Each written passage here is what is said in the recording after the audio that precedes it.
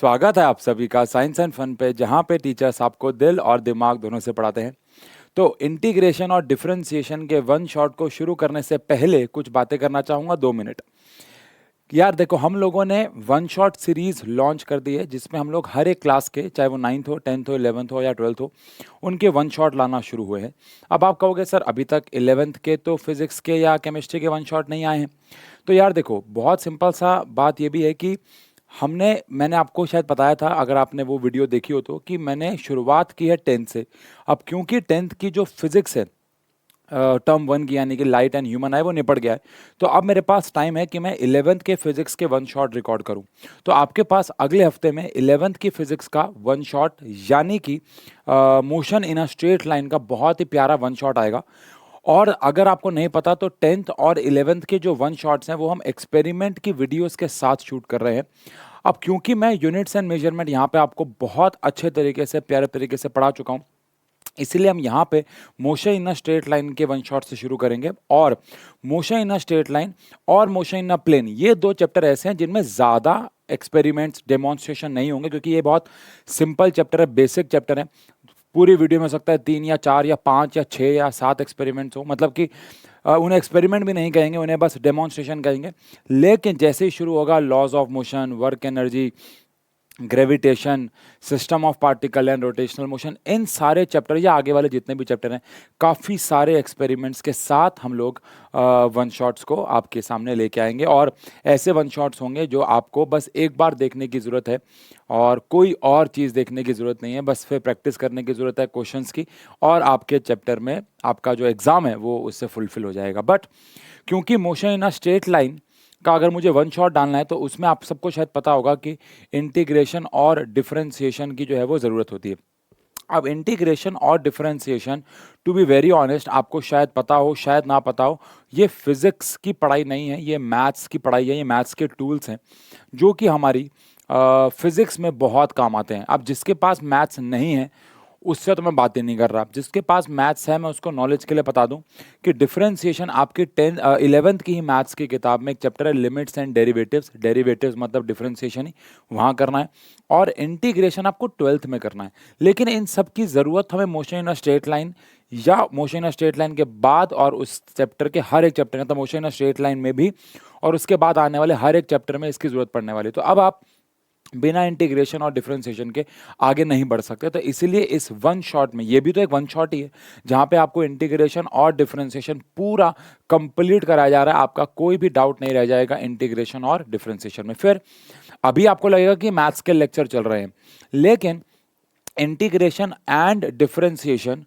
Physics में यहाँ पे जो हमें इस्तेमाल होगा वो हम लोग पढ़ेंगे कि फिजिक्स में हमारा क्या यूज़ रहेगा। और इसका फिजिक्स में एक्चुअली इस्तेमाल क्या है, वो तो हम तब पढ़ पाएंगे जब हम चैप्टर करेंगे, मोशन स्ट्रेट लाइन में डेरिवेशन करेंगे, न्यूमेरिकल्स करेंगे, तभी आप समझोगे कि एक्चुअली में इसका फिजिक्स में क्या इस्तेमाल है। पर अभी के लिए आज हम शुरू कर रहे हैं इंटीग्रेशन एंड डिफरेंशिएशन। तो इस वीडियो के पहले हाफ में हम लोग डिफरेंशिएशन करेंगे, और यकीन मानिए,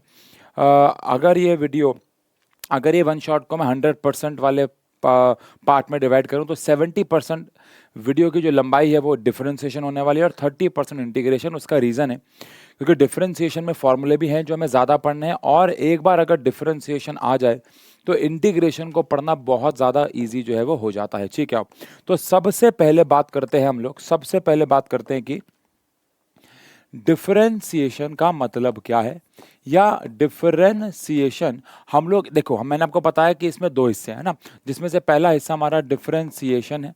अब डिफरेंशिएशन में, जिसको हम डेरिवेटिव भी कहते हैं, इसमें हम लोग करते क्या है? तो डिफरेंशिएशन में it is a mathematical tool, it is a mathematical tool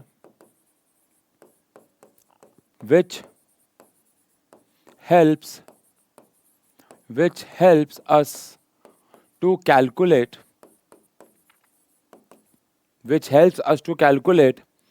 very very small changes in a quantity with respect to another quantity। यानी कि डिफरेंशिएशन बेसिकली एक मैथ्स का ऐसा टूल है जो आपकी हेल्प करता है चेंजेस को निकालने में, जैसे कि आई होप आपको पता हो कि जो एक्सेलरेशन होता है वो change in velocity upon time होता है, नहीं तो हम उसे ना स्ट्रेट लाइन के वन शॉट में अगले हफ्ते में सीख भी लेंगे।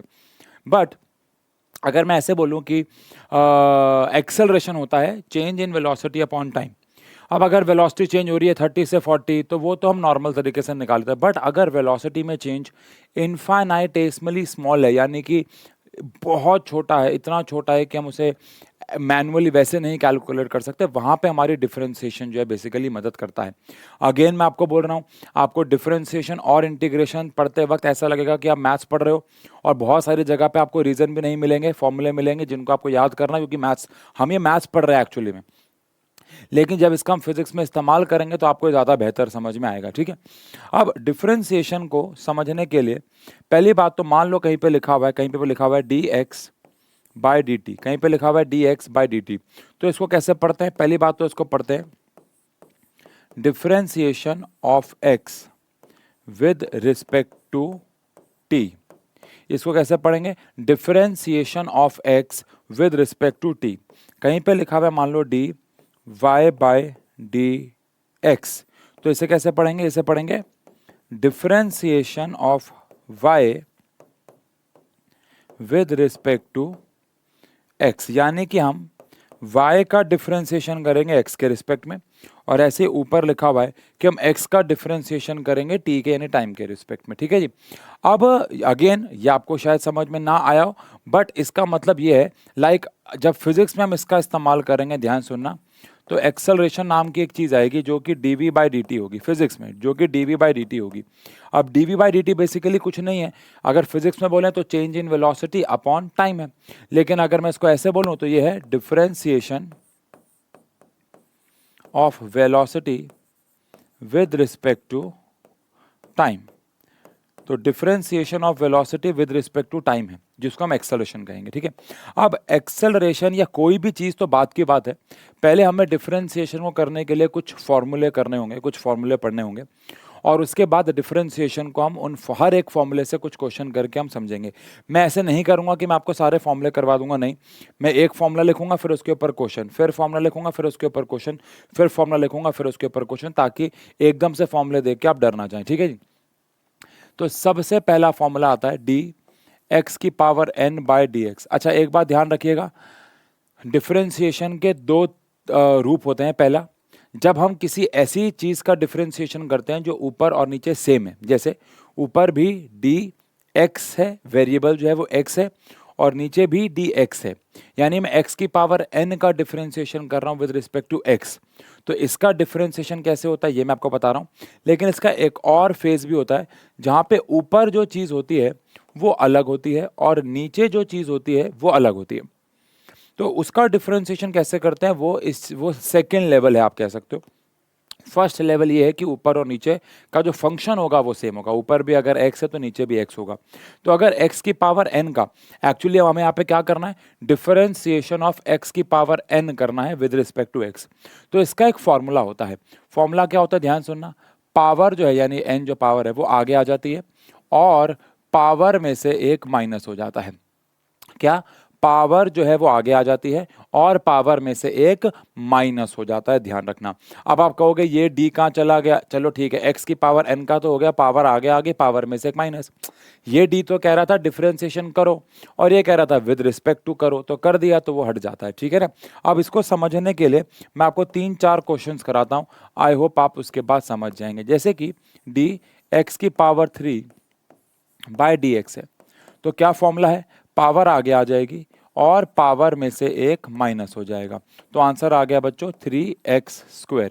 आंसर आ गया 3x², कितना प्यारा है देखो, है ना। जैसे कि डी y की पावर मान लो आ गया 5 बाय डी वाई, ऊपर भी y तो नीचे भी y, अभी लेवल 1 में यही चलेगा, तो पावर आ जाएगी आगे और पावर में से एक हो जाएगा माइनस, तो 5y की पावर क्या आ जाएगा बच्चों, 4 आ जाएगा, समझे। अब ऐसे ही क्या पावर माइनस में भी हो सकती है, बिल्कुल हो सकती है, क्यों नहीं हो सकती।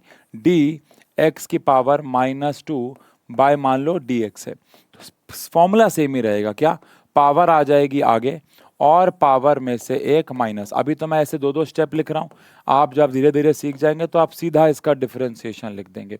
तो अगर x की पावर n हो तो फॉर्मूला क्या लगाना है, पावर आगे आ जाती है और पावर में से एक माइनस हो जाता है। बहुत सिंपल सा फॉर्मूला है, ठीक है जी। इसके बाद सेकेंड फॉर्मूला, एक्चुअली वो फॉर्मूला नहीं है, अगर मान लो सिर्फ dx बाई डी एक्स ही हुआ, मतलब पावर ना हुई, तो इसका आंसर तो 1 ही आ जाएगा। आप इसे ऐसे समझ लो कि dx से dx कैंसिल हो जाएगा, या समझ लो x की पावर क्या है 1, तो पावर आगे आ गई है, पावर में से एक माइनस, x की पावर 0 हो गई है तो आंसर 1। मतलब dx बाई डी एक्स 1 हो जाएगा, dy बाई डी वाई 1 हो जाएगा, dm बाई डी एम 1 हो जाएगा, dt बाई डी टी 1 हो जाएगा। ये भी एक फॉर्मूला ही कह लो आप, ठीक है। इसके बाद तीसरा फॉर्मूला बड़ा इंटरेस्टिंग है और सबसे ज़्यादा इस्तेमाल भी होता है, और वो है डी।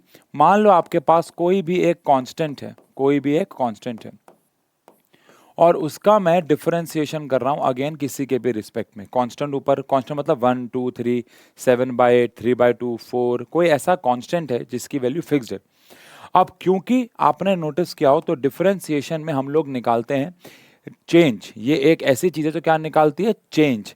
बट अगर कोई चीज कांस्टेंट है तो उसमें जो चेंज है वो तो होगा ही नहीं। सोचो, हम यहाँ पे निकालते हैं चेंजेस, बट अगर कोई चीज ही कांस्टेंट है तो उसमें तो कोई चेंज नहीं हो रहा होगा, तो उसका जो डिफरेंशिएशन है वो 0 हो जाएगा।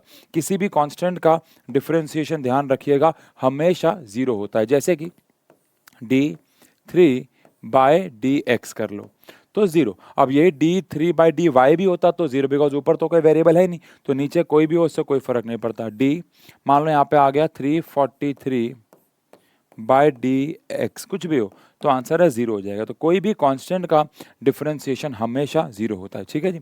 इसके बाद चौथा फॉर्मूला, अगेन काफी इंपॉर्टेंट फॉर्मूला।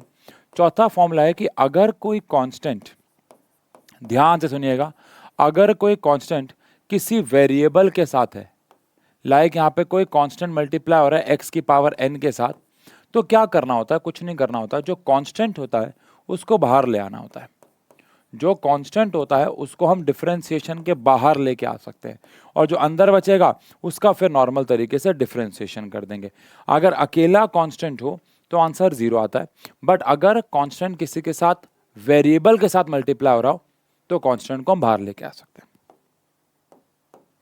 अभी मैं एग्जांपल कराता हूं, जैसे d3x² बाय dx, इसमें 3 जो है वो बाहर आ जाएगा क्योंकि 3 कांस्टेंट है। अंदर क्या बच जाएगा, dx² बाय dx। बात समझ रहे हो, ठीक है। अब यहाँ पे 2 जो है, अब ये देखो, ये हमने कुछ नहीं किया, कांस्टेंट को हम बाहर ले आए, अंदर क्या बच गया, dx² बाय dx। तो ये 2 जो है वो आगे आ जाएगा, वही अब तो वही वाला फॉर्म लग जाएगा फर्स्ट वाला कि पावर आगे आ जाएगी, पावर में से एक माइनस हो जाएगा, लेकिन 3 हमारा अलग से। अब यहाँ पे 2 पावर आगे आ जाएगी, पावर में से एक माइनस हो जाएगा, 2 में से 1 जाएगा तो 1 आ जाएगा, है ना। 3 × 2 6 हो जाएगा, तो यहाँ पे हमारे पास 6x आ जाएगा। तो कहने का मतलब है बस कि अगर हमारे पास कोई कांस्टेंट हो तो कुछ नहीं करना, वो कांस्टेंट जो है वो बस बाहर आ जाता है और अंदर x की पावर कुछ भी हो जो वो है उसका नॉर्मल तरीके से डिफरेंशिएशन करते हैं। आओ और 2-4 क्वेश्चन करते हैं इसको समझने के लिए। लाइक d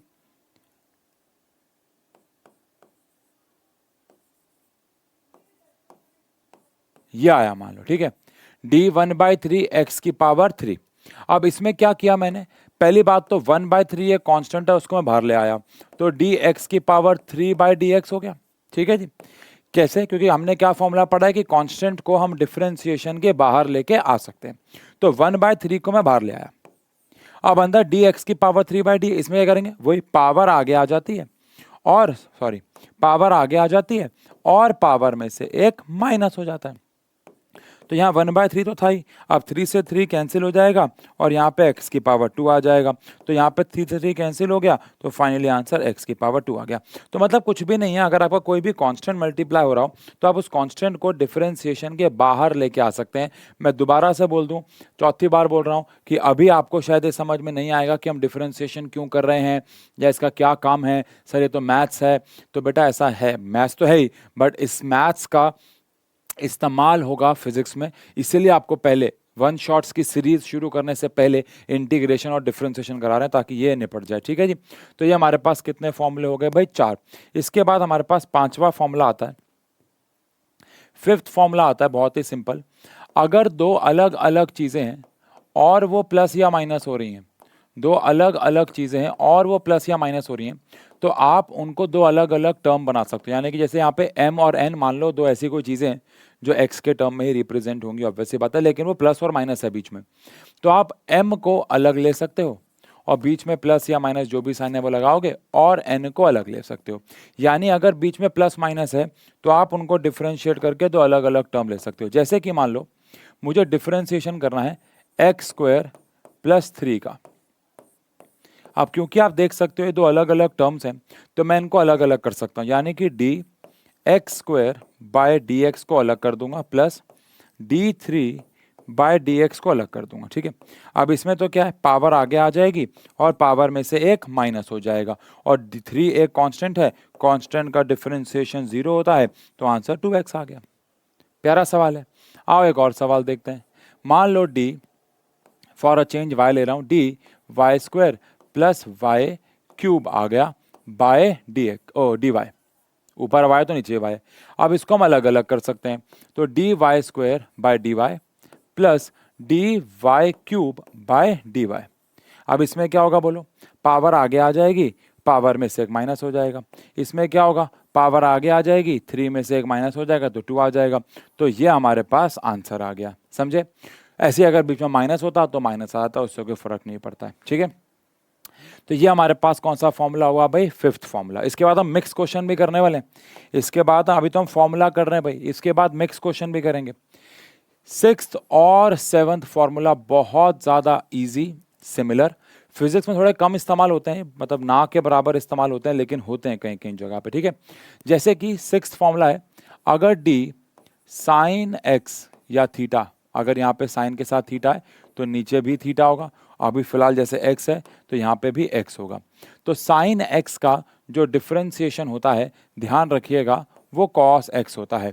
साइन x का जो डिफरेंशिएशन होता है वो cos x होता है। वहीं पे cos x का जो डिफरेंशिएशन होता है वो माइनस साइन एक्स होता है। ध्यान रखिएगा, अगर यहाँ पे थीटा है तो नीचे भी थीटा होगा, तो साइन थीटा का कॉस थीटा हो जाएगा और कॉस थीटा का माइनस साइन थीटा हो जाएगा। ठीक है जी, तो साइन थीटा का है तो कॉस थीटा, और कॉस थीटा का डिफरेंशिएशन माइनस साइन थीटा हो जाता है। तो ये हमारे सिक्स्थ और सेवंथ फॉर्मूले हैं। इसके ऊपर तो मैं मतलब क्या ही क्वेश्चन कराऊं। ठीक है जी, वो मिक्स क्वेश्चन याद देखो। चलो एक आध क्वेश्चन इसके ऊपर ऐसे देख लेते हैं कि मान लो डी एक्स की power 5 plus cos x D x है। चलो पिछले वाले फॉर्मूले और उसको मिलाते हैं। पहले तो बीच में प्लस है तो अलग अलग कर सकता हूँ, डी एक्स की पावर 5 डी एक्स को मैं अलग कर सकता हूँ, और d cos x by d x को मैं अलग कर सकता हूँ। सही कह रहा हूँ।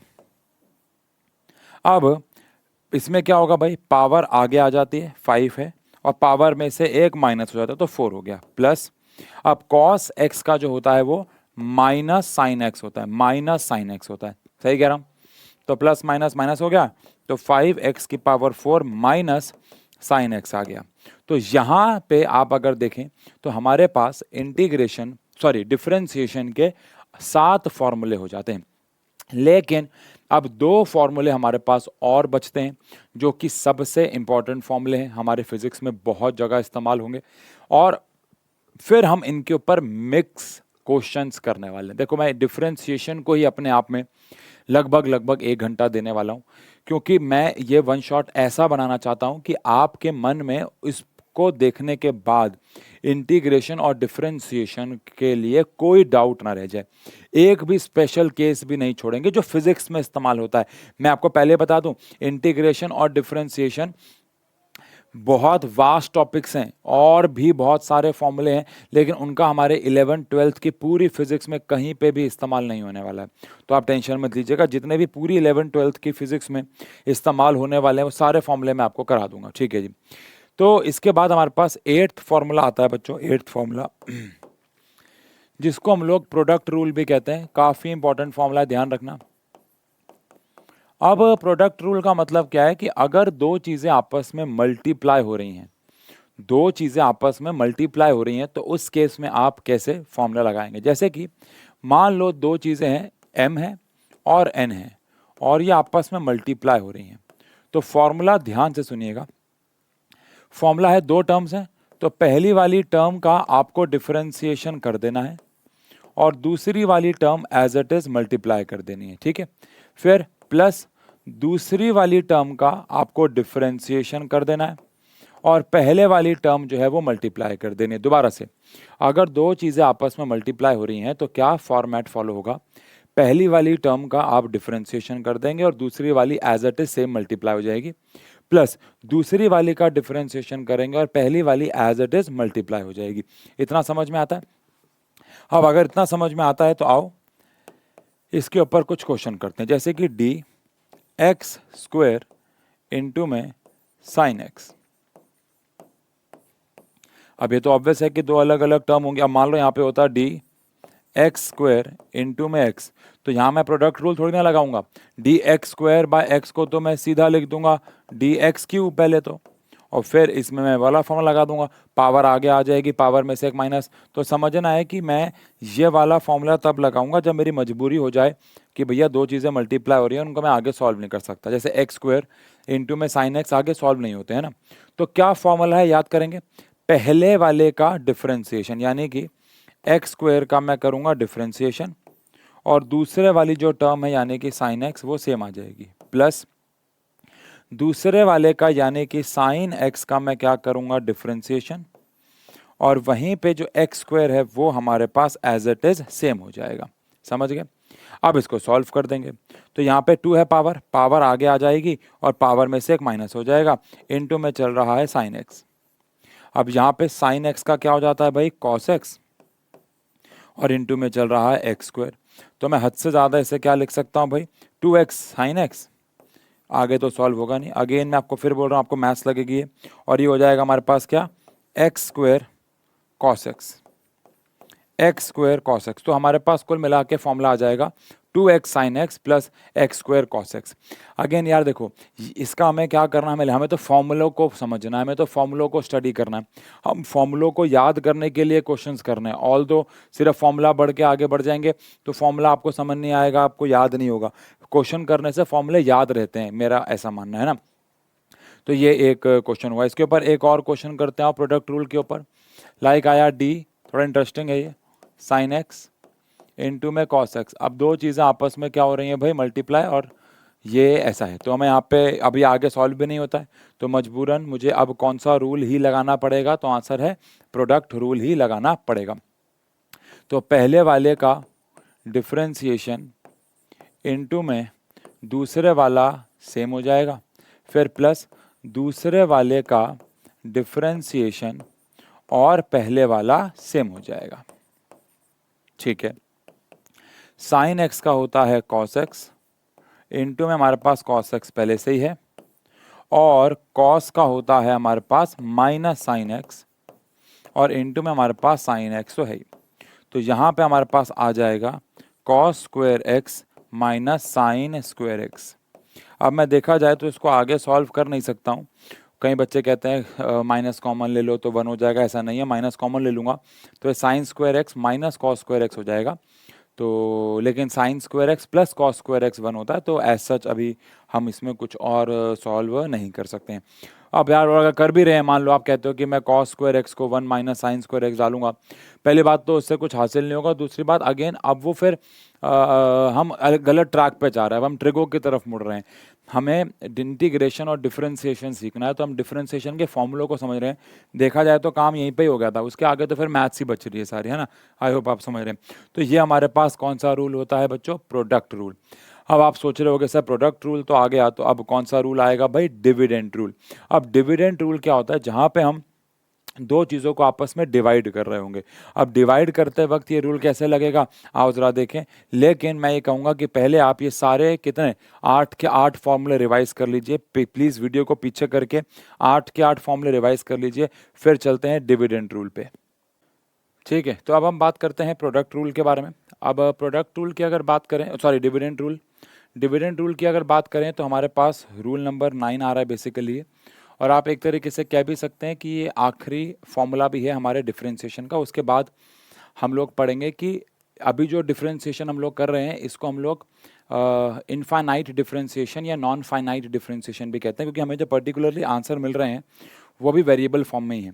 फिर कभी कभार क्वेश्चन में ऐसे भी बोल रखा होता है कि अगर हमारे पास, जैसे कि इसी क्वेश्चन में ले लेते हैं कि find differentiation of y square plus y cube for y is equal to 2, यानी वाई की वैल्यू दे रखी होगी, तो कुछ भी नहीं करना, पहले जैसे डिफरेंशिएशन करते हैं करना, उसके बाद वाई की वैल्यू को पुट कर देना है। ठीक है जी, चलो आओ डिफरेंशिएशन को ख़त्म करते हैं ये रूल पढ़ के। और ये हमारे पास है डिविडेंड रूल। अब डिविडेंड रूल क्या कहता है, आओ ज़रा इसको समझने की कोशिश करते हैं। थोड़ा सा कन्फ्यूजन वाला है। प्रोडक्ट रूल में क्या था, पहले का डिफरेंशिएशन दूसरे वाला सेम और दूसरे का डिफरेंशिएशन पहले वाला सेम, लेकिन डिविडेंड रूल में क्या है, आओ ज़रा समझें। पहली बात तो दो चीज़ें आपस में अगर डिवाइड हो रही होंगी, like m divided by n by dx, तो क्या करना होगा आपको। सबसे पहले तो फॉर्मूले में आपको पहले वाले और दूसरे वाले की बजाय अब वर्ड यूज़ करना है न्यूमिनेटर एंड डिनोमिनेटर, क्योंकि यहाँ पे माइनस आने वाला है। इसमें क्या था, इस वाले रूल में प्लस था, तो हम पहले किसी को भी ले लें उससे कोई फ़र्क नहीं पड़ रहा था, लेकिन यहाँ पे न्यूमिनेटर और डिनोमिनेटर है, जिसको मैं ऊपर वाला और नीचे वाला बोलूँगा। तो ऊपर वाले का हमें करना है डिफरेंशिएशन और नीचे वाला सेम आ जाएगा, और इस बार प्लस की बजाय माइनस, नीचे वाले का डिफरेंशिएशन यानी डिनोमिनेटर का डिफरेंशिएशन और ऊपर वाला सेम। अब आप कहोगे सर फॉर्मूला तो बिल्कुल सेम है, बस प्लस के बजाय माइनस आ गया, तो नहीं, क्योंकि इस पूरे के डिवाइड में नीचे यानी डिनोमिनेटर का स्क्वायर भी आता है, यानी पहले वाले का डिफरेंशिएशन दूसरा वाला एज इट इज सेम, फिर ऊपर वाला नीचे वाला, मतलब सॉरी, ऊपर वाले का डिफरेंशिएशन नीचे वाला एग्जैक्टली सेम माइनस नीचे वाले का डिफरेंशिएशन ऊपर वाला एग्जैक्टली सेम, एंड पूरे के डिवाइड में डिनोमिनेटर यानी नीचे वाले का स्क्वायर भी आएगा। अब मैं इसके ऊपर क्वेश्चन कराता हूँ, आपको समझ में आ जाएगा। जैसे कि मान लो आता है d x square by sine x का डिफरेंशिएशन बाय डी एक्स। ठीक है जी, तो अब यहाँ पे पहली बात तो दो चीज़ें आपस में डिवाइड हो रही हैं, तो हमें लगाना होगा यहाँ पे डिविडेंड रूल। कैसे लगेगा भाई, तो ऊपर वाले का डिफरेंशिएशन और नीचे वाला जो है वो सेम, माइनस नीचे वाले का डिफरेंशिएशन और ऊपर वाला जो है वो सेम, और डिवाइडेड बाय नीचे वाले का स्क्वायर आ जाएगा। समझे, आओ जी। अब x का डिफरेंशिएशन पावर आगे आ जाएगी, पावर में से एक माइनस हो जाएगा, और साथ में चलेगा हमारे पास sine x, minus sine x का डिफरेंशिएशन होता है cos x, और साथ में चलेगा एक्स स्क्वायर, और डिवाइडेड बाय हमारे पास आ जाएगा साइन स्क्वायर x। समझे, अब इस केस में इसको थोड़ा बहुत जो हम सॉल्व कर सकते हैं वो है 2x sine x minus x square cos x, divided by नीचे आ जाएगा साइन स्क्वायर एक्स, नीचे आ जाएगा साइन स्क्वायर एक्स। तो ये हमारा डिविडेंड रूल हो जाएगा, जिसमें हमें ऊपर वाले का डिफरेंशिएशन नीचे वाला सेम मल्टीप्लाई माइनस नीचे वाले का डिफरेंशिएशन ऊपर वाला same multiply divided by denominator का स्क्वायर करना है। ठीक है, एक अगर सवाल और करें यहाँ पे, लाइक डी मान लो आया 10x। अब आप सोच रहे होगे कि 10x को मैं कैसे सॉल्व करूंगा, इसका तो कोई फॉर्मूला नहीं दिया, तो क्या मैं 10x को sign x by cos x लिख सकता हूँ, पहले तो मैथ्स लगा के। और अब अगर मैं इसका डिफरेंशिएशन करूंगा तो मुझे कौन सा रूल लगाना पड़ेगा, तो आंसर है डिविडेंड रूल। अब डिविडेंड रूल क्या कहता है भाई, ऊपर वाले का डिफरेंशिएशन करना है, यानी कि d sine x by d x, और डिनोमिनेटर जो है वो एज इट इज सेम, फिर माइनस डिनोमिनेटर का यानी नीचे वाले का डिफरेंशिएशन करना है, और ऊपर वाला एग्जैक्टली सेम, और डिवाइडेड बाय कॉस यानी डिनोमिनेटर का स्क्वायर। अब अगर मैं इसको सॉल्व करता हूं तो यहाँ पे हमारे पास साइन का आ जाएगा कॉस एक्स इंटू में कॉस का कॉस एक्स, माइनस कॉस का आ जाएगा माइनस साइन एक्स, और इंटू में आ जाएगा साइन एक्स, और डिवाइडेड बाय हमारे पास आ जाएगा कॉस स्क्वायर एक्स। अब आप ये देख ही रहे होंगे कि ये माइनस माइनस प्लस हो जाएगा, और ये कॉस स्क्वायर एक्स और साइन स्क्वायर एक्स हो जाएगा, तो ये आ जाएगा cos square x plus sine square x, जो कि 1 हो जाएगा। और डिनोमिनेटर में हमारे पास कॉस स्क्वायर एक्स तो है ही। अब क्योंकि ये 1 हो जाएगा ऊपर, तो ये 1 अपॉन कॉस स्क्वायर एक्स हो जाएगा। अब कॉस जो होता है आपको सबको पता है वो सेक का रेसिप्रोकल है, तो यहाँ पे सेक स्क्वायर एक्स आ जाएगा। तो कहने का मतलब सिर्फ ये भी है कि 10x का डिफरेंशिएशन आप सीधा याद भी कर सकते हो, और मैथ्स में तो याद भी किया जाता है कि 10x का डिफरेंशिएशन सेक स्क्वायर एक्स होता है। बट अगर आपकी मर्जी, आपको याद करना है, आपको आपके पास ये फॉर्मूला है जिससे आप इसे सॉल्व कर सकते हो। तो डिफरेंशिएशन के ये सारे फॉर्मूले हैं। एक और फॉर्मूला है चेन रूल, वो हम जब वर्क एनर्जी चैप्टर करा रहे होंगे तभी कराऊंगा, क्योंकि वो बहुत कंफ्यूज कर देगा आपको, बिल्कुल इससे अलग है, तो अभी उसके ऊपर नहीं बात कर रहे हैं। और वो क्योंकि वो उसी फॉर्मूले में अपने आप ही समझ जाओगे जब हम वर्क एनर्जी में पहुंचेंगे। लेकिन ये हमारे पास 7-8 फॉर्मूले, 9 फॉर्मूले जितने भी हमने किए डिफरेंशिएशन के फॉर्मूले हैं। अब मैं आपको सलाह दूंगा कि आप वीडियो को एक बार पॉज करके सारे फॉर्मूलों को जल्दी से रिवाइज करो। फिर मैं यहाँ पे कुछ मिक्स्ड क्वेश्चन दे रहा हूँ, 5 से लेके 10 जितने भी बीच में, और फिर उन सब को आपको वीडियो को पॉज करना है। वीडियो को पॉज करके एक बार खुद से करना है। देखो मैं चाहूँ तो यहाँ पे टाइमर लगा सकता हूँ, बट खामखा वीडियो बड़ी हो जाएगी, क्योंकि आपके पास पॉज, ये लाइव सेशन तो है नहीं, तो पॉज और प्ले का ऑप्शन है। तो मेरी हाथ जोड़ के विनती रहेगी कि अगर आप एक्चुअली में डिफरेंशिएशन सीखना चाहते हैं तो आप इन 5, 6, 7 जितने भी क्वेश्चन मैं दे रहा हूँ उनको आप वीडियो को पॉज करके ईमानदारी से कीजिएगा, फिर वीडियो को प्ले कीजिएगा उसके आंसर्स को चेक करने के लिए, ठीक है। तो यहाँ पे पहला सवाल मैं आपको दे रहा हूँ, d3x² प्लस x प्लस 7। अच्छा, जो हमने 2 के लिए किया था 3 के लिए भी वैसे ही होता है, घबरा मत जाना, 3 टर्म्स अलग हो जाएंगी अब, ठीक है ना। सेकंड सवाल है dx² into cos x by D x.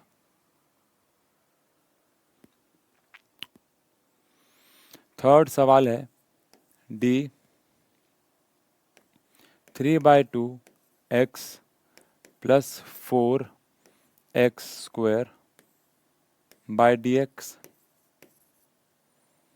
Fourth सवाल है, फोर्थ थोड़ा इंटरेस्टिंग है, d√x बाई डी एक्स, ठीक है। पांचवा सवाल है d sin x into 3x² dx। 6 देते हैं, ठीक है। और सिक्स्थ सवाल है dx की पावर 3/2 प्लस x की power 1/2 plus x plus 1/2 dx, ठीक है जी। जल्दी से ये 6 के 6 सवाल कर दीजिए, फिर इनके आंसर मैच करते हैं। पहले 2 सवाल हैं, वीडियो को पॉज करके करिए। ओके, आई होप आपने कर दिए हैं। दूसरा सवाल है, वीडियो को पॉज करके करिए। ठीक है, आई होप आपने कर दिए हैं। ये 2 सवाल हैं, आई होप ये भी पॉज करके आपने कर लिए हैं। फिर बोल रहा हूँ, अगर आप यहाँ पे झूठ बोल रहे हैं तो आप मेरे से नहीं बोल रहे हैं, अपने आप से बोल रहे हैं। बेटा देखो, अगर आप जेन्युइनली चाहते हो ये वीडियो आपके काम आए और इंटीग्रेशन डिफरेंशिएशन जीवन भर, क्योंकि ऐसा तो है नहीं कि ये सिर्फ 11th क्लास में काम आएगा या सिर्फ 12th में आएगा। अब तो ये आपके जीवन, अगर आपने साइंस ले ली है तो अब तो ये आपके जीवन भर काम आने वाली चीज़ है। ऐसा तो है नहीं कि भैया ये एक पर्टिकुलर चैप्टर है जो अब काम आया फिर आगे नहीं आया। ये तो ABCD जैसा है भैया, जीवन भर काम आएगा जब सीख लिया तो, है ना भाई। चलो आओ इनके एक बार सॉल्यूशंस देखते हैं क्या क्या किए हैं, और फिर प्लीज़ कमेंट सेक्शन पे ज़रूर बताइएगा कि आउट ऑफ 6 आपके कितने ठीक हुए। प्लीज़ कमेंट सेक्शन पे नाम के साथ बताइएगा कि आउट ऑफ 6 कितने सवाल आपके जो है वो ठीक हुए। तो यहाँ पे सबसे पहले इन सबको अलग अलग करेंगे, तो d3x² by D x plus dx by D x plus d7 by D x. अब इसमें क्या होगा, 3 बाहर आ जाएगा और अंदर बच जाएगा x², तो पावर आगे आ जाएगी और पावर में से एक माइनस हो जाएगा। फिर dx बाई डी एक्स 1 होता है और कांस्टेंट का डिफरेंशिएशन 0 होता है। तो आंसर आ गया 6x प्लस 1। आंसर आ गया 6x प्लस 1, ठीक है जी, बढ़िया। यहाँ पे लगाएंगे प्रोडक्ट रूल, तो पहले वाले का डिफरेंशिएशन आएगा और दूसरे वाला सेम, फिर प्लस दूसरे वाले का डिफरेंशिएशन आएगा और पहले वाला सेम हो जाएगा। अब एक्स स्क्वायर का डिफ्रेंसिएशन पावर आगे आ जाएगी, पावर में से एक माइनस हो जाएगा, इनटू में हमारे पास कॉस एक्स तो है ही। अब कॉस का होता है माइनस साइन एक्स, तो साइन एक्स माइनस का हो गया, इनटू में एक्स स्क्वायर तो है ही। हार्डली आप इसको 2x cos x minus x square sine x लिख सकते हैं, ठीक है जी। तो ये हमारा आंसर हो गया भाई, डन है। तो आई होप अभी तो आपके दोनों सही हों। इसके बाद बहुत ही ईजी सवाल, अगेन दोनों को अलग अलग कर देंगे। 3/2 x D x plus D 4x square by d x. अब इसमें 3/2 जो है वो बाहर आ जाएगा और dx बाई डी एक्स जो अंदर बचेगा वो 1 हो जाएगा। इसमें 4 जो है वो बाहर आ जाएगा, अंदर एक्स स्क्वायर बचेगा, तो पावर आगे आ जाएगी, पावर में से एक माइनस, तो ये आ जाएगा 3/2 प्लस में 8x। अब हमारी मैथ्स कहती है कि वेरिएबल्स को पहले लिखते हैं ऑर्डर के रिस्पेक्ट से, पावर के रिस्पेक्ट से, तो 8x प्लस 3/2 लिखना थोड़ा तमीज़ वाली बात है, ऑब्वियस सी बात है, इसके भी पूरे मार्क्स हैं, बट ऐसे लिखना थोड़ा अच्छा लगेगा, ठीक है। अब ये सवाल कैसे किया हो, तो आई होप आपने यहाँ पे देखा हो कि x अंडर रूट में, तो अंडर रूट में है तो x की पावर हाफ हो जाएगी यहाँ पे, है ना। तो पहले मैं इसको ऐसे लिख दूंगा कि भैया d x की पावर हाफ, क्योंकि हमें तो पावर का फॉर्मूला आता है। तो क्या है फॉर्मूला भाई, पावर आ जाएगी आगे और पावर में से एक माइनस हो जाएगा, तो हाफ पावर आ जाएगी आगे, पावर में से एक माइनस। अब हाफ में से अगर -1 होगा तो माइनस हाफ आ जाएगा। अब आप चाहो तो यहाँ छोड़ दो, हमारा काम तो हो गया, बट थोड़ा सा अगर तमीज़ में इसको सॉल्व करें तो ये पावर हाफ है, और हाफ पावर का मतलब होता है डिवाइड में जाना, हाफ पावर का मतलब होता है डिवाइड में जाना, और हाफ का मतलब अंडर रूट भी होता है। तो कुल मिला के 1/2 और नीचे हमारे पास 1/√x भी, ऐसे भी लिख सकते हैं। चाहो तो आप इसे यहीं पे भी छोड़ देते, बात कुल मिला के वही है। तो अगर मैं चाहूँ तो इसको ऐसे भी लिख सकता हूँ कि 1/2√x, बात एक ही है ना, ऐसे ऐसे एक ही बात है। बट जहाँ तक मुझे लगता है आप में से बहुत सारे बच्चों का ये वाला जो सवाल है, अगर आप डिफ्रेंशिएशन वगैरह पहली बार कर रहे हैं तो ये वाला सवाल गलत हो सकता है, और कोई बड़ी हैरान कर देने वाली बात नहीं है, क्योंकि हमने अंडर रूट वाला पहली बार किया। बट अगर आपका अच्छा सही है तो बहुत खुशी की बात भी है ये, है ना, ठीक है।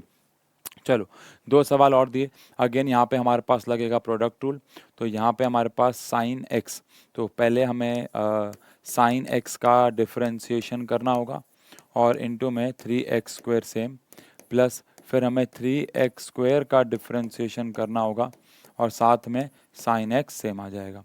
अब यहाँ पे साइन एक्स का हो जाएगा कॉस एक्स, और साथ में 3x स्क्वायर तो चलेगा ही, और यहाँ पे 3 बाहर आ चुका है, और इसमें x की पावर 2 है, तो पावर आगे आ जाएगी, और पावर में से एक माइनस, साथ में साइन एक्स तो चल ही रहा है। तो ये 3x स्क्वायर कॉस एक्स, और ये आ जाएगा 3×6x साइन एक्स। तो ये हमारा आंसर हो गया भाई, ठीक है जी, जो कि आई होप सही हो। एंड लास्ट बहुत ही सिंपल, सबको अलग अलग कर देंगे। 4 टर्म्स हैं, डी एक्स 3/2 की पावर डी एक्स। अब ये तो अंडर रूट x वाला ही हो गया। अब अगर ये अंडर रूट x वाला हो गया तो अब तो हम इसका फॉर्मूला याद भी हो गया, तो हम सीधा भी लिख सकते हैं चाहे तो, है ना। और ये हाफ है, कांस्टेंट का डिफरेंशिएशन मैंने सीधा ही 0 लिख दिया। इसमें पावर आगे आ जाएगी और पावर में से एक माइनस हो जाएगा। अब ये x की पावर हाफ मतलब अंडर रूट, तो अभी पीछे ही सॉल्व किया था, तो सीधा लिख रहा हूँ टाइम बचाने के लिए कि 2√x आ गया होगा, और यहाँ पे 1 आ गया होगा। अब यहाँ पे हमारे पास आ गया होगा 3/2। अब 3/2 में से 1 जाएगा तो हमारे पास 1/2 बच जाएगा, यानी कि अंडर रूट x बच जाएगा, और यहाँ पे 1/2√x बच जाएगा प्लस 1। अब आप कहते हो कि मैं रैशनलाइज एंड ऑल करूँगा, अगेन वो मैथ्स है, बट ये हमारा आंसर है। तो यहाँ पे हमारा जो डिफरेंशिएशन है बेसिकली वो समाप्त होता है, ख़त्म होता है। अब इसका मतलब ये नहीं है कि डिफरेंशिएशन सिर्फ यही आएगा, मैंने आपको बताया एक और होता है जिसमें कुछ भी नहीं है। मान लो इन्हीं क्वेश्चंस में बोला हुआ है कि डिफरेंशिएशन निकालो for x is equal to 2, तो जैसे आपने यहाँ पे इसको पहले डिफरेंशिएट किया, अब जहाँ जहाँ x है वहाँ वहाँ पे हमें वैल्यू 2 डाल देनी। आओ इसके ऊपर 1-2 क्वेश्चन और कर लेते हैं, ठीक है। 3 क्वेश्चन करते हैं, 3 में से 1 मैं कराऊंगा, 2 फिर आप करोगे, फिर आंसर मैच करेंगे, ठीक है। क्वेश्चन आया कि find differentiation with respect to x for x is equal to मान लो 2, ठीक है। x is equal to 2 पे आपको इन सबको डिफ्रेंशिएट करना है। तो पहला सवाल है d 4x की पावर 4 बाय डी एक्स, और दूसरा सवाल लेते हैं d x square plus x by d x, और तीसरा सवाल लेते हैं डी अंडर रूट एक्स की पावर डी एक्स। ठीक है जी, इसमें से पहला वाला मैं, अब देखो आपको कुछ भी नहीं करना, जैसे अभी तक आप सवाल कर रहे थे वैसे ही करना है। आपको इनका डिफरेंशिएशन करना है। डिफरेंशिएशन करने के बाद जब डिफरेंशिएशन हो जाएगा तो जहाँ पे आपके पास x बचेगा, अगर बचेगा तो वहाँ पे आपको x की जगह 2 डाल देना, अगर नहीं बचेगा तो अलग बात है। ठीक है, अब जैसे यहाँ पे 4 है तो पहली बात 4 तो बाहर आ गया और पावर x की 4 बाय डी एक्स हो जाती है। अब यहाँ पे क्या होगा, 4 बाहर आ गया, अब डी एक्स की पावर 4 है तो क्या होगा भाई, पावर आगे आ जाएगी और पावर में से एक माइनस हो जाएगा, तो 4 इंटू 4 क्या हो जाएगा हमारे पास 16, x की पावर क्या आ जाएगा 3। अब ये हमारे पास आंसर आया है, बट हमें तो x की जगह 2 भी डालना है। तो अगर मैं x की जगह 2 डाल देता हूँ तो 2 का हमारे पास क्या हो जाएगा क्यूब, 2 टू 4, 4 टू 8, तो 16 इंटू में 8, जो भी, अब आपका इतनी मैथ्स मत कराओ, जो भी आंसर आएगा वो यहाँ पे आ जाएगा। कहने का मतलब ये है कि अभी तक हमारे पास आंसर वेरिएबल फॉर्म में आ रहे थे, अब हमारे पास वो एक वैल्यू के फॉर्म में आएंगे, कांस्टेंट की फॉर्म में आएंगे, बिकॉज जहाँ जहाँ एक्स बचेगा वहाँ वहाँ पे वैल्यू पुट कर देनी होंगी। जल्दी से ये 2 सवाल करके आंसर जो है वो लिख दो। अगेन वीडियो को पॉज कर लो, चाहे जल्दबाजी मत करो, लेकिन ये आंसर करने हैं। ठीक है, ये एक्स स्क्वायर है, अगर ना दिख रहा हूँ इन केस तो ये एक्स स्क्वायर है भाई। ठीक है, तो आई होप आपने वीडियो को पॉज करने के बाद ही इसे करना स्टार्ट किया है। ठीक है, आओ अब इसका अगर आंसर देखें यहाँ पे, तो पहले तो हमने d x square by d x plus में d x by d x किया होगा। अब d x by d x तो 1 हो गया, इसमें पावर आगे आ गई होगी और पावर में से एक माइनस हो गया होगा, तो डिफ्रेंसिएशन तो ये आ गया होगा। अब अगर मुझे x की जगह 2 बोला हुआ है तो जहाँ जहाँ मेरे पास x है वहाँ वहाँ मैं डाल दूंगा, तो 2 इंटू 2 4 प्लस 1 5 हो गया। ठीक है जी, पिछले वाले क्वेश्चन का अगर स्कोर नहीं लिखा है तो प्लीज़ लिख दो यार, मुझे आइडिया होगा कि आपने 6 में से कितने सही किए, और यहाँ पे भी लिखना बाद में कि 2 में से कितने सही किए टाइम स्टैम्प के हिसाब से। अब यहाँ पे अगेन ये अंडर रूट एक्स है, तो हमें तो अब इसका फॉर्मूला भी याद हो गया है, तो अब अगर इसका फॉर्मूला याद हो गया तो हम सीधा भी लिख सकते हैं, क्योंकि अगेन आपसे कोई ये नहीं पूछ रहा है कि डिफरेंशिएशन कैसे आया भैया, हमें तो इस डिफरेंशिएशन का फिजिक्स में इस्तेमाल करना है, भूलो मत। तो जहाँ जहाँ एक्स है वहाँ वहाँ पे हमें क्या डाल देना है 2, तो बस यहाँ पे आंसर 1/2√2 आ जाएगा। ठीक है जी, सिंपल है। तो ये हमारे पास डिफरेंशिएशन जो है वो खत्म होता है। तो जल्दी से आपको क्या करना है, डिफरेंशिएशन को एक बार रिवाइज करना, क्योंकि मैंने आपको बताया डिफरेंशिएशन रिवाइज करना, डिफरेंशिएशन होने के बाद हमें कितनी देर लगी है, मैं एक बार वीडियो की लंबाई अगर जाके देखूं तो लगभग हमारे पास 40 मिनट के आसपास, 40 मिनट, लगभग 40 मान लो, 45 मान लो मिनट के आसपास ये वीडियो हो गई है। इससे कम समय जाके हमें लगेगा इंटीग्रेशन में, और बस इंटीग्रेशन का मतलब समझने में 10 मिनट लगेंगे, तो क्योंकि वो फिज़िक्स में उसका मतलब है कुछ, तो उसका मतलब समझने में 10 मिनट लगेंगे, बट वैसे आधा घंटा में काम हो जाएगा टोटल तो क्योंकि इंटीग्रेशन बहुत सिंपल है। बट आपको मैं फैक्ट बता दूं, 12th का जो इंटीग्रेशन है, कभी आप एक बच्चे से पूछिएगा 12th क्लास के इंटीग्रेशन का तो उसकी नींद उड़ जाएगी, वो रो पड़ेगा बेटा, उसको रात को गंदा गंदे सपने आते हैं और वो इंटीग्रेशन के ही आते हैं। वो जब बच्चा सोता नहीं है तो माँ बोलती है बेटा सो जा वरना इंटीग्रेशन चैप्टर आ जाएगा बेटा।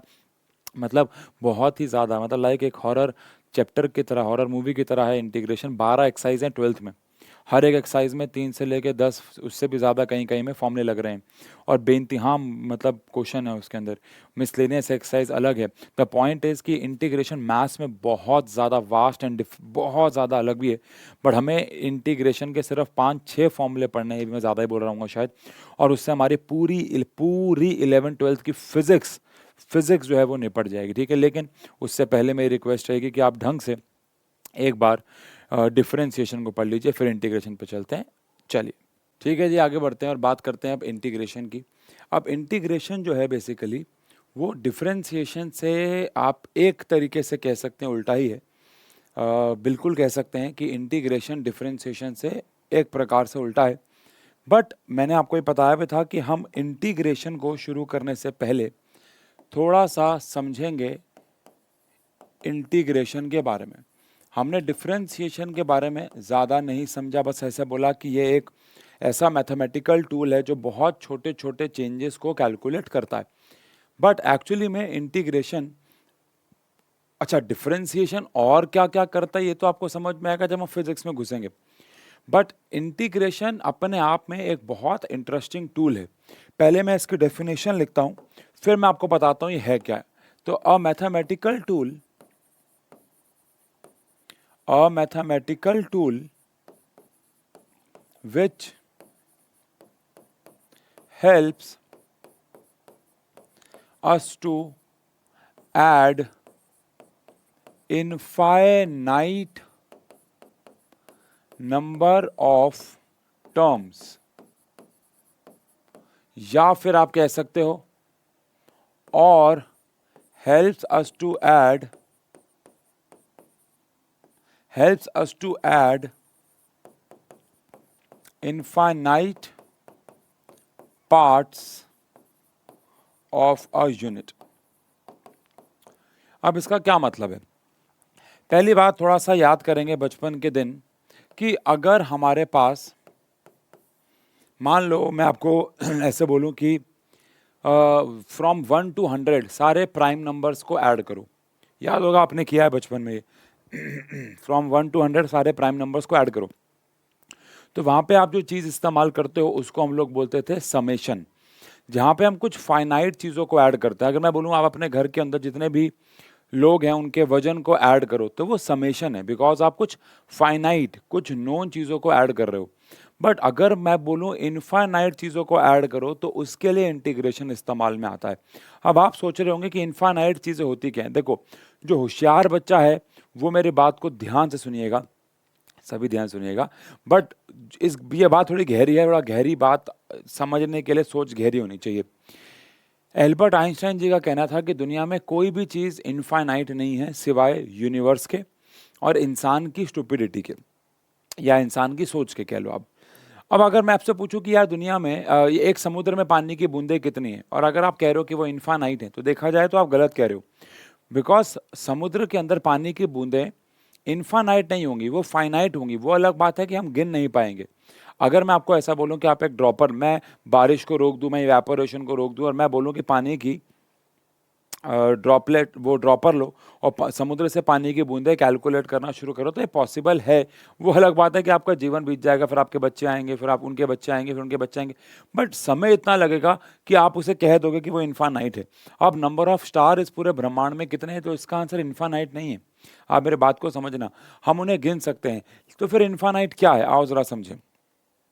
मान लेते हैं यहाँ पे ए से लेके बी तक की एक लंबाई है, ठीक है ना बेटा। ये जो मैं आपको समझा रहा हूँ ना, ये आपको याद दिलाएगा जब हम इंटीग्रेशन कर रहे होंगे फिजिक्स में, कि हमें कहाँ पे इंटीग्रेशन करना है और कहाँ पे नहीं करना है, ठीक है।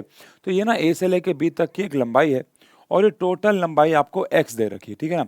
ये टोटल लंबाई आपको एक्स दे रखी है। अब इस टोटल लंबाई के अंदर मैंने यहाँ पे एक छोटा सा टुकड़ा ले लिया है डी एक्स। आई होप आपको पता हो, ये जो डी एक्स टुकड़ा मैंने लिया है ये इनफाइनाइटेसिमली स्मॉल है। यानी कि अगर आपको पता हो ये जो डी एक्स है वो टेंस टू जीरो है। यानी कि अगर आपको पता हो ये डी एक्स जो है वो बहुत ज़्यादा छोटा है। कितना छोटा है, तो आंसर आपकी सोच से भी छोटा है।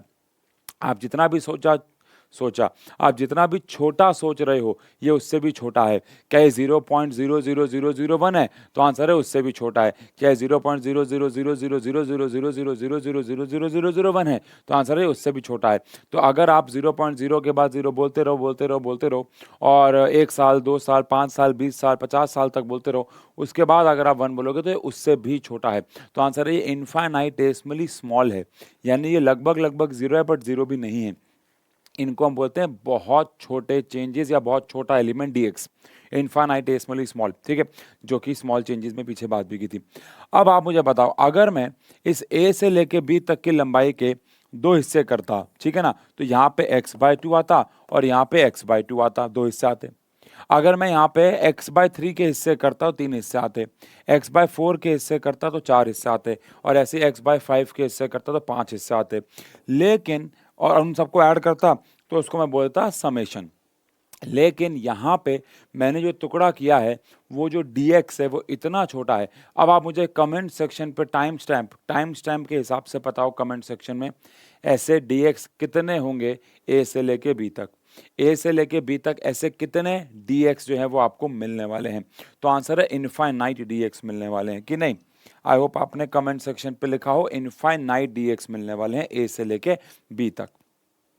अब अगर ए से लेके बी तक इनफाइनाइट dx आपको मिलने वाले हैं, तो ये सारे के सारे dx को ऐड करने, अगर यहाँ पे 4-5 dx ही होते तो याद करो मैं यूज करता ये वाला सिंबल यानी कि समेशन, बट क्योंकि यहाँ पे इनफाइनाइट नंबर ऑफ dx हैं, इनको ऐड करने के लिए हम यूज करते हैं इंटीग्रेशन।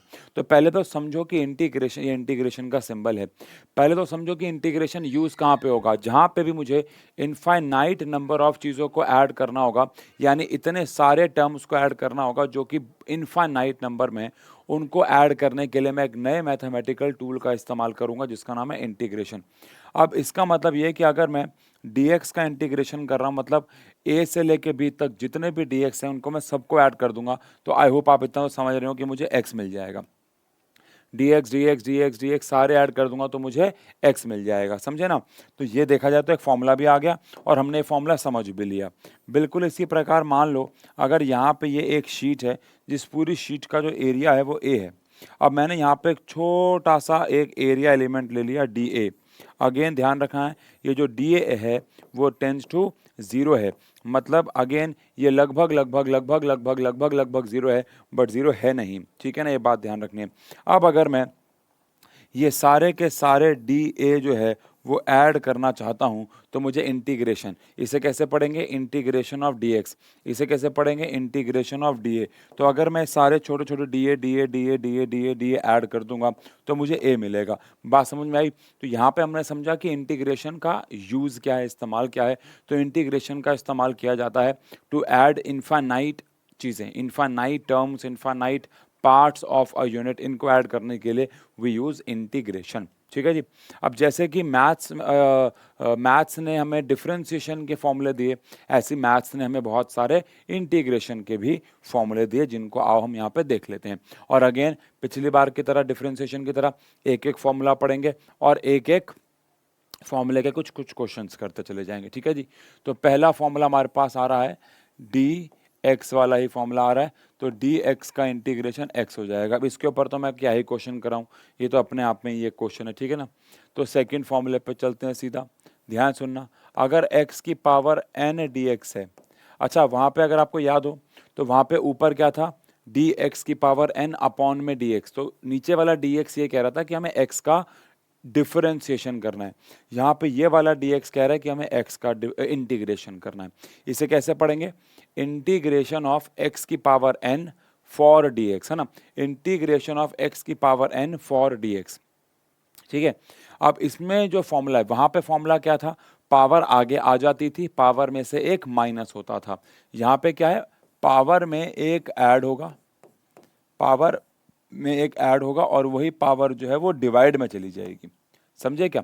पहली बात तो इंटीग्रेशन कर दिया तो इंटीग्रेशन का साइन भी हट गया। dx तो कह रहा था कि भैया x का इंटीग्रेशन करना है तो वो भी हट जाएगा। तो x की पावर n का इंटीग्रेशन क्या होगा?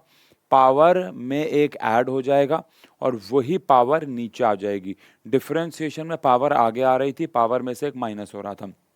अच्छा हो, इसके ऊपर कुछ सवाल करते हैं इसको समझने के लिए। जैसे कि मान लो आया integration of x square dx, तो कैसे करेंगे भाई?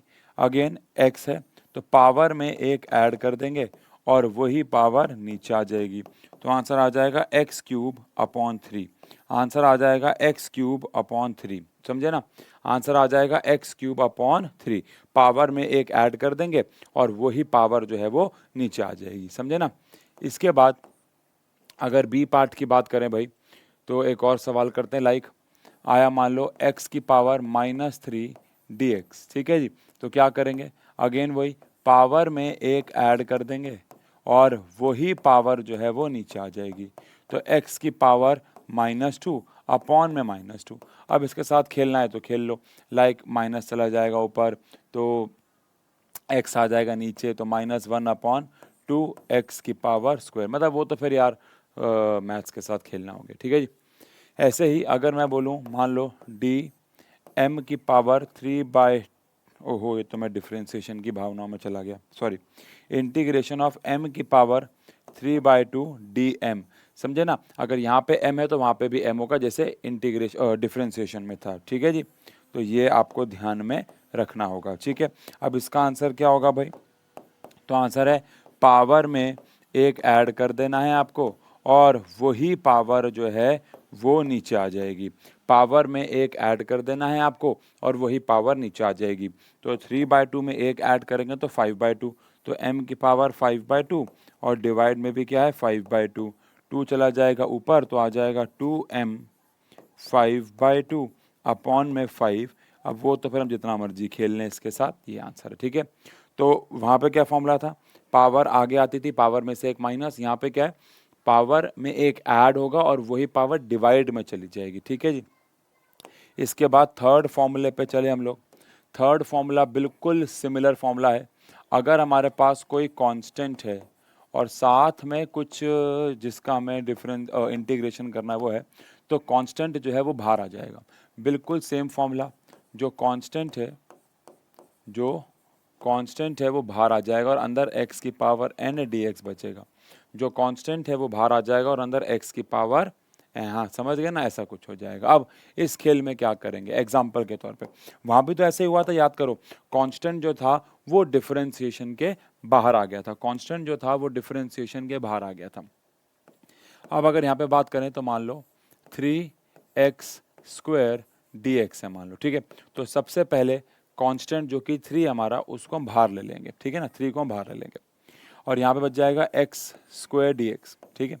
अब इसके बाद यहाँ पे हम x की पावर n वाला फॉर्मूला लगाएंगे, तो x की पावर 2 है तो क्या होगा बोलो, पावर में एक ऐड हो जाएगा और वही पावर नीचे आ जाएगी, ठीक है ना।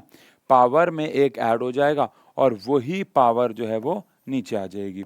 तो कुल मिला के 3 x की पावर 3 अपॉन 3 आ जाएगा। क्या 3 से 3 कैंसिल हो जाएगा, यस, तो आंसर x³ आ जाएगा, समझ गए, ठीक है। भी हो सकता है आपके मन में एक सवाल हो अभी, जिसका आंसर मैं सी पार्ट में दे रहा हूँ कि सिर्फ कांस्टेंट होगा तो क्या होगा, ठीक है। जैसे वहाँ पे कांस्टेंट का डिफरेंशिएशन 0 था, यहाँ पे कांस्टेंट का इंटीग्रेशन 0 नहीं होता, ठीक है, बताता हूँ कैसे। चलो, पर अभी के लिए मान लो आया d 4/3 x की पावर मान लो आया 7 dx, ठीक है जी, ऐसे में कुछ भी ले रहा हूँ, ठीक है। तो 4/3 इंटीग्रेशन के बाहर आ गया, अंदर बच गया x की पावर 7 dx बच गया, ठीक है जी। अब फॉर्मूला लगा दिया, x की पावर 7 है तो पावर में एक ऐड कर दिया, सीधा कर दूं, पावर में एक ऐड कर दिया और वही पावर नीचे आ गई, ठीक है ना। अब इससे ये कैंसिल होता है तो ये मेरे पास आ जाता है 1/2 तो 6, तो x8 पावर 8 है और नीचे आ गया हमारे पास 6, समझ गए ना। इसको इससे काटा 2 आ गया 3 2 6, तो ये हमारे पास आंसर हो जाता है। लेकिन अगर आपके मन में ये सवाल चल रहा है कि अगर अकेला कोई कांस्टेंट हुआ तो क्या होगा, तो कुछ भी नहीं है, 3 बाहर आ जाएगा, अंदर क्या बच जाएगा dx। अब अकेले dx के लिए फॉर्मूला हमारे पास 1 वाला आ जाएगा, अकेले dx के लिए x हो जाएगा, तो इसका मतलब है आंसर 3, अकेले dx के लिए x हो जाएगा तो 3x हो जाएगा। तो इस प्रकार से हम अकेले कांस्टेंट का भी इंटीग्रेशन जो है वो कर सकते हैं। तो हमने यहाँ पे 3 फॉर्मूले पढ़े।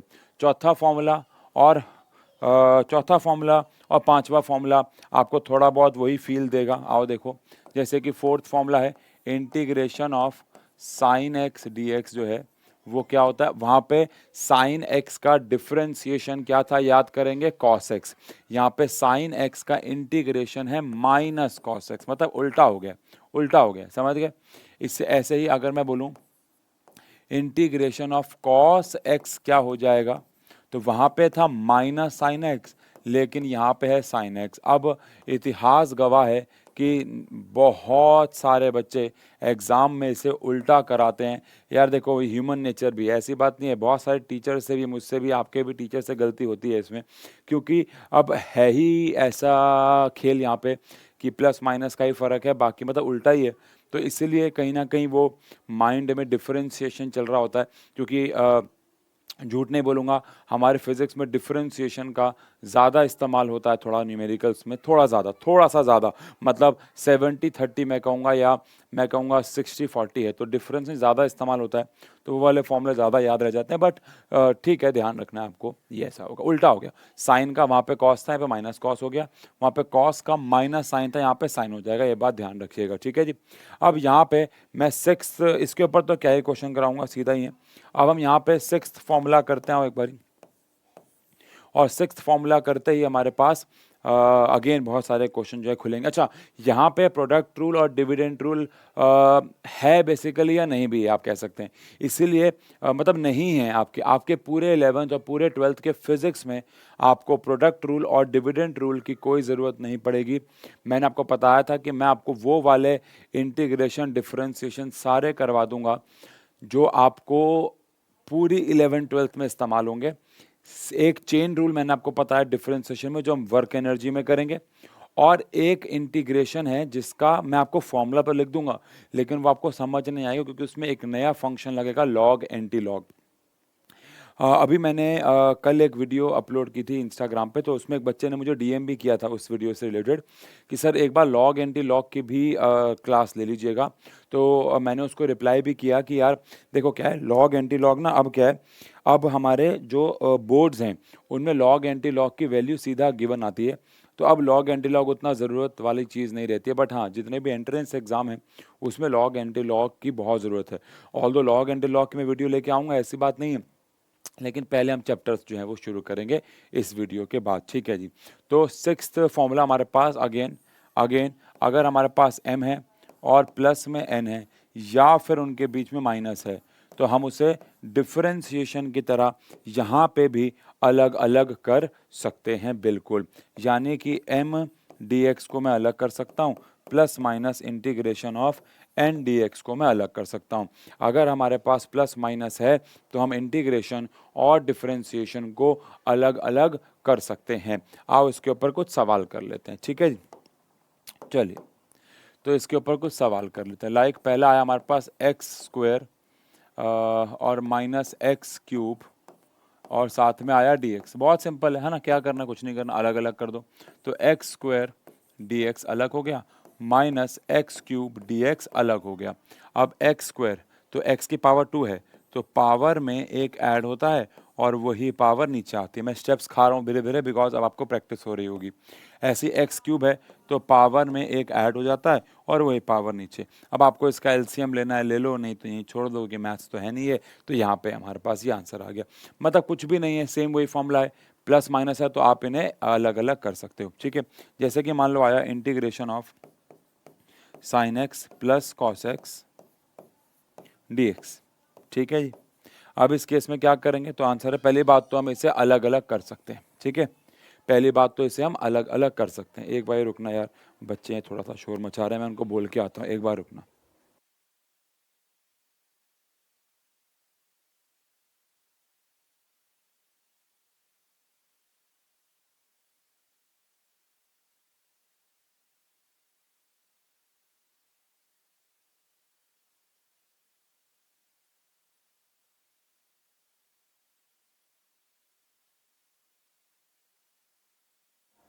हाँ बेटा, घर में वीडियो रिकॉर्ड करने का ये एक छोटा सा नुकसान तो होता है, बट कोई बात नहीं, बच्चे हैं, चंचल हैं, ठीक है। अब हम यहाँ पे क्या कर सकते हैं बताओ भाई।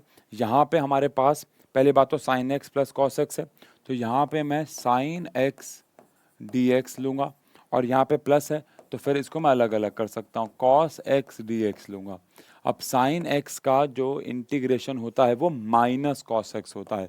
मैं खुद ही घबरा रहा था कि मैं ही गलत ना बोल दूं क्योंकि मैंने इतने कॉन्फिडेंस से बोला है कि बच्चे गलत करते हैं, मैंने बोला टीचर भी गलत करते हैं। और कॉस एक्स का इंटीग्रेशन हमारे पास साइन एक्स हो जाएगा, तो इसको मैं क्या लिख सकता हूँ, sine x minus cos x लिख सकता हूँ, ठीक है जी। तो ये हमारा इंटीग्रेशन हो जाएगा, ठीक है। तो ऐसे मतलब कोई भी प्लस माइनस हो तो हम उससे ऐसे करके सॉल्व कर सकते हैं। अब देखा जाए तो हमारे पास ये फॉर्मूले हैं जिससे हमारा पूरा 11th-12th निपट जाएगा, बट एक फॉर्मूला और है, एक फॉर्मूला और है जो कि थोड़ा अजीब साउंड करेगा क्योंकि उसमें लॉग आता है।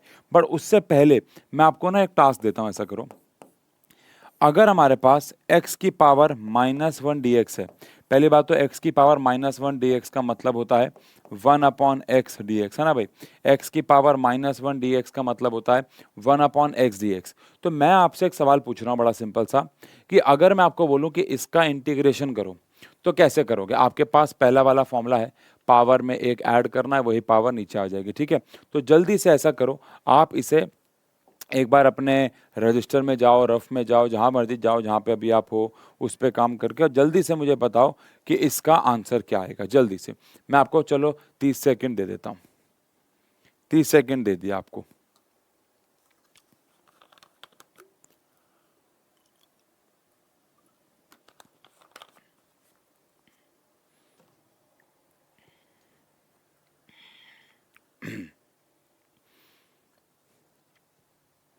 सॉल्व कर लो बड़े आराम से, कोई जल्दबाजी नहीं है।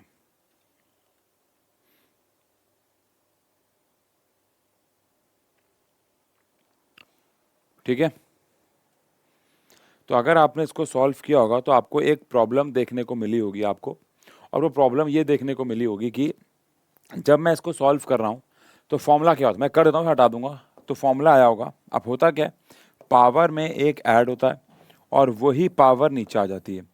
तो मैथ्स के हिसाब से जब नीचे जीरो आता है तो वो नॉट डिफाइंड होता है ना भाई। मैथ्स के हिसाब से या किसी के भी हिसाब से जब नीचे जीरो आता है तो वो नॉट डिफाइंड होता है। अब सवाल ये उठता है कि जब हमने एक्चुअली में x की पावर माइनस, देखो x की पावर -1 मीन्स 1/x ही ना।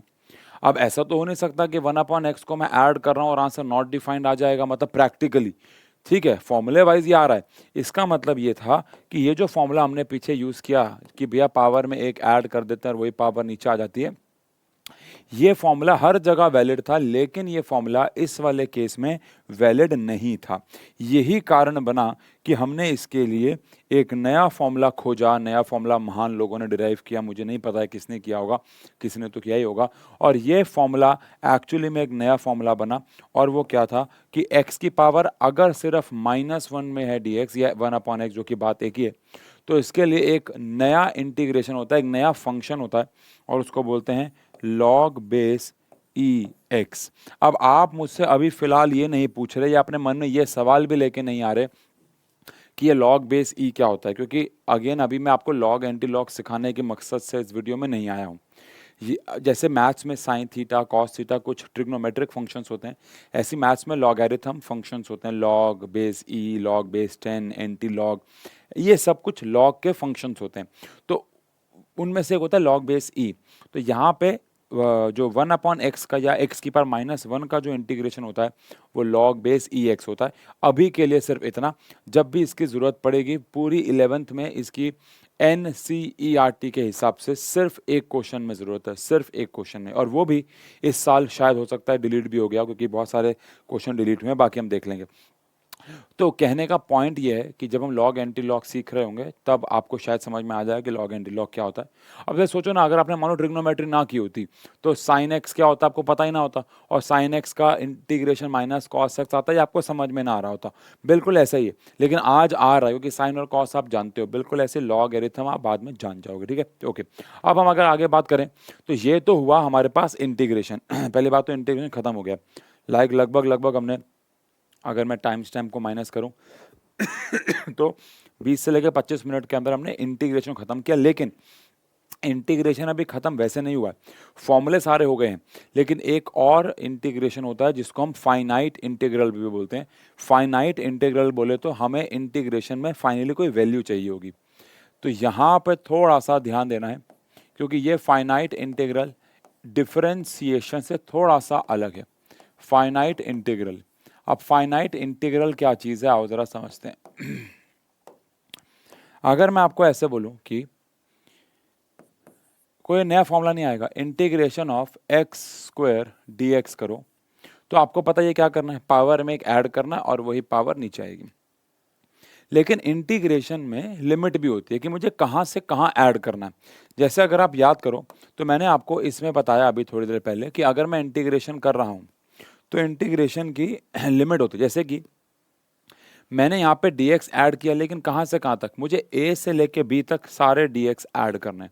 तो इसको हम लिमिट कहते हैं, क्योंकि भैया ऐसे तो मैं कहीं तक भी ऐड करता चला जाऊंगा, तो मुझे कहाँ तक ऐड करना है इसको हम लिमिट कहते हैं।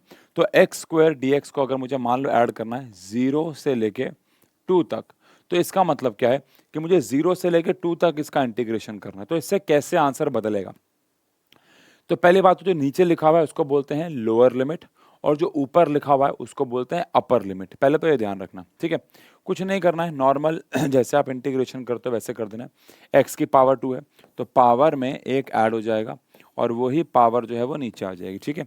इसके बाद जब आप इंटीग्रेशन कर दोगे तो आपकी जो लिमिट है वो इधर की बजाय इधर लिखनी है आपको। बस ये एक छोटा सा फॉर्मेट बनाया हुआ है, ये लोअर लिमिट है और ये अपर लिमिट है। अब क्या करना है आपको, जब आपका इंटीग्रेशन हो जाए तो आपको जहां जहां पे आपके वेरिएबल यानी कि एक्स आया है वहां वहां पे पहले आपको अपनी अपर लिमिट डालनी है, फिर माइनस लोअर लिमिट डालनी है। मतलब जैसे ही एक्स है तो एक्स की जगह पहले मुझे अपनी अपर लिमिट यानी 2 की पावर क्यूब बाय 3 पहले मुझे अपनी अपर लिमिट डालनी है, माइनस फिर x की जगह मुझे 0 और फिर मुझे अपनी लोअर लिमिट जो है वो डालनी है, समझे क्या? पहले मुझे अपनी अपर लिमिट डालनी है और फिर मुझे अपनी लोअर लिमिट को वहां पे डालना होगा। अब अगर मैं ऐसा करता हूं, upper limit minus lower limit करता हूं, तो इससे मुझे क्या मिलेगा और जरा समझे। जैसे यहाँ पे 2 की पावर हमारे पास 3 है, तो 2 की पावर 3 में कितना आ गया 8/3, कितना आ गया 8/3, माइनस यहाँ पे हमारे पास कितना आ गया 0। दोबारा बोलता हूँ, ये समझ में आ गया, एक्स स्क्वायर है तो पावर में एक ऐड किया वही पावर नीचे आ गई, कोई दिक्कत नहीं। अब हमें क्या करना है, एक्स की जगह अपर लिमिट यानी कि 2 डाल दिया, माइनस एक्स की जगह लोअर लिमिट यानी कि 0 डाल दिया।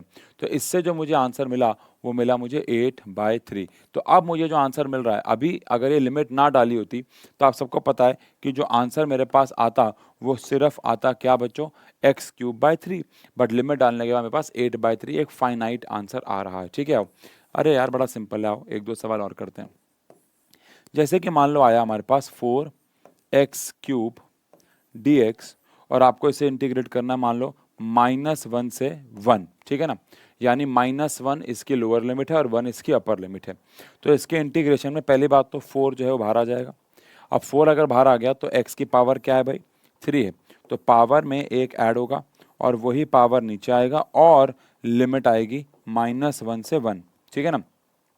अब इसके बाद हमारे पास पहली बात तो 4 से 4 कैंसिल हो जाएगा, तो क्या बच जाएगा अंदर, x की पावर 4 बच जाएगा और लिमिट क्या आएगी हमारे पास -1 से 1। अब जहाँ जहाँ पे x है पहले मुझे अपर लिमिट डालनी है यानी कि 1 की पावर 4 माइनस जहाँ जहाँ पे x है मुझे अपनी लोअर लिमिट यानी कि -1 डालना है 4। अब आप मुझे बताओ, ये आ गया मेरे पास 1 और ये आ गया मेरे पास 1, तो 1 - 1 कर दिया तो आंसर मेरे पास 0 यानी कि 0 आ गया। तो कुछ भी नहीं करना, जो अभी तक कर रहे थे वही करना है। बस अब आपको upper limit minus lower limit ऐसे खेलना है, upper limit minus lower limit, upper limit minus lower limit करना है, ठीक है। आओ एक ट्रिग्नोमेट्रिक फंक्शन का भी ले लेते हैं। मान लो आया integration of cos x dx। अब क्योंकि ये cos थीटा है तो ऑब्वियस सी बात है यहाँ पे जो लिमिट होगी वो डिग्री में होगी, यानी कि 0 डिग्री से मान लो आया 30 डिग्री, ठीक है। तो क्या करेंगे, पहले cos x का इंटीग्रेशन क्या हो जाएगा, cos x का इंटीग्रेशन हो जाएगा sin x, cos x का इंटीग्रेशन हो जाएगा sin x और लिमिट आ जाएगी 0 डिग्री से 30 डिग्री। इसका मतलब जहाँ जहाँ x है पहले वहाँ पे अपर लिमिट यानी कि 30 डिग्री और जहाँ जहाँ पे x है वहाँ पे लोअर लिमिट यानी कि 0 डिग्री डल जाएगा। अब साइन 30 की जो वैल्यू होती है वो 1/2 होती है और साइन 0 की वैल्यू 0 होती है, तो आंसर 1/2 आ जाएगा। तो समझना ऐसे कुछ भी नहीं है, सेम इंटीग्रेशन पहले जैसा ही है, बस अब upper limit minus lower limit जो है वो हो गई, ठीक है। तो 5 सवाल मैं आपको अभी देता हूँ जिनमें से कुछ सवाल होंगे हमारे नॉर्मल और कुछ फाइनाइट इंटीग्रल, और फिर उनके आंसर मैच करते हैं और फाइनली सेशन को यहाँ पे हम खत्म करते हैं, ठीक है जी। तो 5 सवाल मैं आपको यहाँ पे सॉल्व करने के लिए दे रहा हूँ। तो सबसे पहला सवाल आया, इंटीग्रेशन ऑफ मान लो आया 7x⁻6 dx, ये पहला है। दूसरा आया हमारे पास x³ + x² + x + 7 dx, ठीक है जी। इसके बाद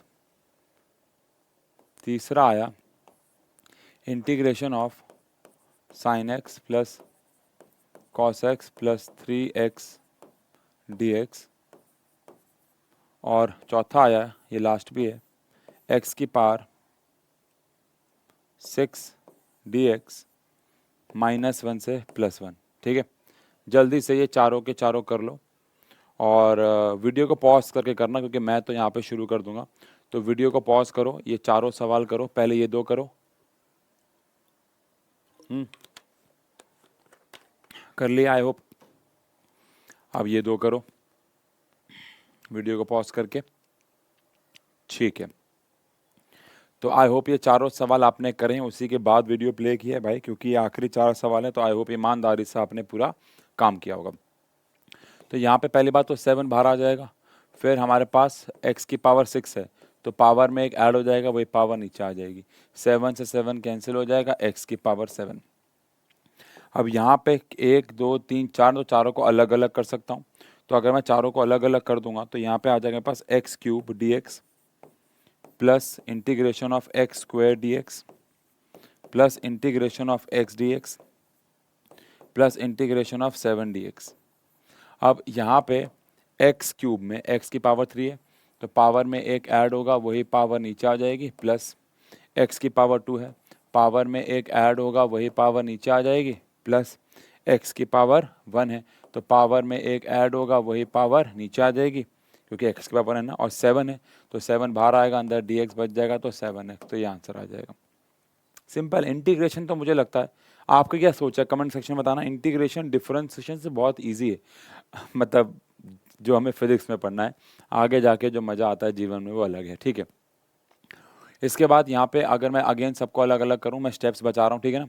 तो साइन आप पूरा करना, साइन एक्स का हो जाएगा माइनस कॉस एक्स, और कॉस एक्स का हो जाएगा साइन एक्स, और 3 बाहर आएगा तो x का पावर में एक ऐड हो जाएगा और वही पावर नीचे आ जाएगी, आंसर आ जाएगा। अब यहाँ पे अगर मैंने इंटीग्रेशन किया होगा तो यहाँ पे पावर में एक ऐड और वही पावर नीचे आ गई होगी, पावर में एक ऐड वही पावर नीचे, और लिमिट आ गई होगी -1 से 1। ठीक है, अब यहाँ पे पहले मुझे x की जगह डालना है अपर लिमिट, तो 1/7, फिर माइनस 1 की पावर 7 भी है तो 1 ही आ जाएगा, मैंने टाइम बचाया था। अब x की जगह मुझे डालना है -1 इसकी पावर 7/7। ठीक है ना। अब यहाँ पे अगर देखें तो ये मेरे पास आ जाता है 1/7। अब क्योंकि 1 की पावर ऑड है तो वो -1 ही रहेगा, तो माइनस माइनस प्लस 1/7, तो विच इज़ 2/7 हमारे पास आंसर आ जाएगा। तो पॉइंट इज़ कि इंटीग्रेशन जो है वो कहीं ना कहीं उल्टा है, वो इन्फानाइट चीज़ों को ऐड करता है, और डिफरेंशिएशन ने आप छोटे छोटे टुकड़े करके उनको चेंजेस को कैलकुलेट किया। अब क्योंकि हमारा इंटीग्रेशन और डिफरेंशिएशन मुझे लगता है पूरा हो गया, आई होप अब आपके कोई डाउट नहीं होने चाहिए। इन 4 में से आपने कितने सही किए कमेंट सेक्शन में ज़रूर बताइएगा। और अब जब आप ये वीडियो देख लेंगे पूरी की पूरी, तो प्लीज़ नीचे कमेंट सेक्शन में लिखिएगा कि हमने ये वीडियो पूरी देख ली है, और अब हम वेट कर रहे हैं motion in a straight line के 1 शॉट का। यूनिट्स एंड मेजरमेंट का जो पढ़ाई है मैंने यहाँ पे बहुत अच्छे से 4 लेक्चर 5 लेक्चर में कराई है, आप वो जाके देख सकते हैं। Motion in a straight line से हम लोग शुरू करेंगे। मैं आपको पहले ही बता दूं, ये जो सीरीज़ होगी वो एक्सपेरिमेंटल सीरीज़ होगी, लेकिन motion in a straight line और प्लेन में ज़्यादा कोई एक्सपेरिमेंट्स है नहीं, क्योंकि वो बहुत बेसिक पढ़ाई है, लाइक स्पीड, वेलोसिटी, इन सब के बारे में। लेकिन हाँ, लॉज ऑफ मोशन से काफ़ी ज़्यादा चीज़ें मज़ेदार होना शुरू हो जाएंगी। ठीक है जी, तो मिलते हैं अगले लेक्चर में, तब तक के लिए शुक्रिया ये 1 शॉट देखने के लिए। आई होप आपके जो भी इंटीग्रेशन और डिफरेंशिएशन के डाउट्स थे वो क्लियर हो गए। Thank you so much, thank you.